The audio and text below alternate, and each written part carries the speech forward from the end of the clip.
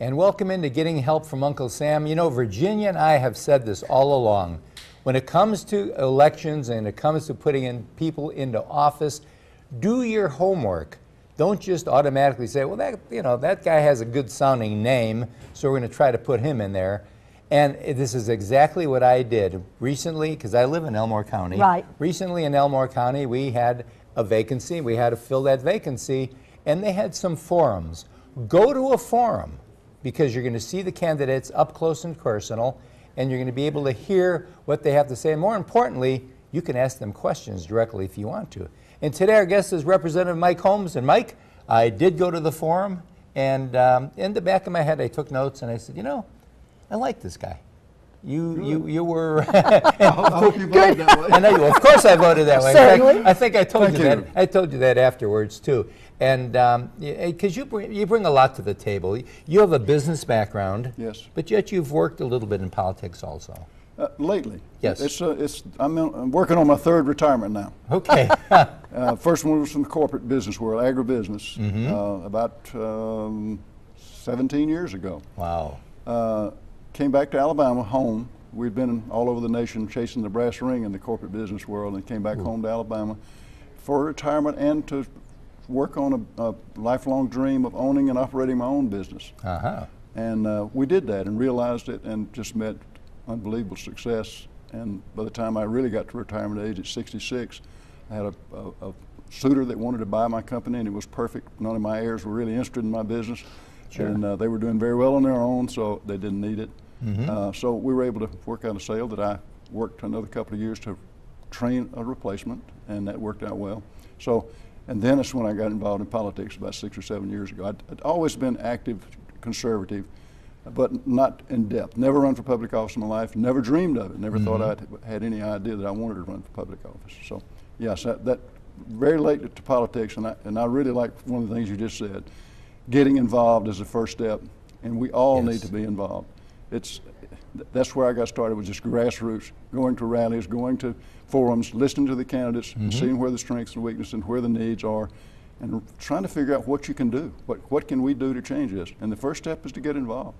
Couldn't agree with you more. What is the old saying? Bad things happen because good men do nothing. I couldn't agree more. And I think that's what's happening in our country partially right now. And we have a voice. And people they're a little bit hesitant to enter the political world for a number of reasons. First of all, just the process of getting elected can be gruesome, and it's sad to say it's terrible. You could have been a perfectly good person, and by the time this is over with, we got you ready to go to jail. Right. You know. Unfortunately, it happens. Yes, that's right. But then, okay, so now we're looking forward to this session, and this session will start. Does it start in March this year? March 3rd is the actual gavel in date. Okay. We do have our organizational sessions starting January 13th, now just 2 or 3 weeks away. That's so right. that part is coming up right away. But yes, this is normal timing for a normal session. This last session that I got sworn into was truncated because it's an election year, in 2014 election year. So there was a hurry up mentality. Started early, started in January instead of the normal springtime start, and was over with, in late April. This time it'll probably run into maybe late June, early July. Get 30 session days that have to be completed in 120 calendar days. So that's the time frame we work in. And I think a lot of viewers don't realize the fact that the primary purpose of the legislator is to set some laws and to pass a budget for this government to work on. Number one is budget. Absolutely. And in fact, we actually, several years ago, passed a statute that requires us to work on the budget first, which has been very difficult to do. You're working on it, but passing it is the big key. Right. Big key. But yes, that's job number one. And then what will be some other things that you think will bubble up during the session? There's always a lot of local issues. We have them in Elmore County that we'll be working on in every county. And these are things that levying taxes and changing basic laws that the local governments are not allowed to do by statute.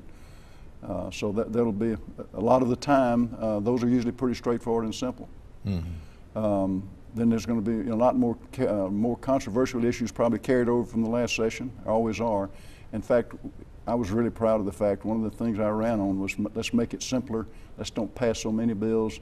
There's always unintended consequences, and we don't have time to look at them. Well, this last session, we considered, I think it was 1,360 bills. My goodness. We only passed 143 and sent to the governor for signatures, which is almost cut in half from the previous year. Signed and sent over 300 and some odd the previous year. So I was proud that we cut that number down some. Because I'm always concerned about unintended consequences. Everybody starts these bills with the highest of ideals and intent. It doesn't always work out that way. Maybe they get their intent covered, but then you find 3 or 4 different unintended consequences that do more damage than the original intent of the bill, and that's always a danger. So yes. Have you narrowed down the top priority, 2 top priorities that you personally would like to work on? That's an interesting question, and I have. And as still a freshman, even though I'm 72 years old, still a freshman legislator, I'm finding this a real challenge. But I have some issues that I think, and I worked on long before I considered elected office. In the grassroots efforts, is we're looking at budgeting problems constantly. We are one of only 3 states that still has separate budgets for both our education and our general fund. Two other states besides Alabama. Well, Mike, we're going to get you to come back next week, because we want to do is get a little bit more into this budget end of the thing. Okay. And just remember this, that your representatives are there. They're called a representative because they do truly represent you. Let your views be known to your representative. That's the best way that you can get things done that are going to be for the right way and the right purpose for the state of Alabama. And we'll be right back right after this.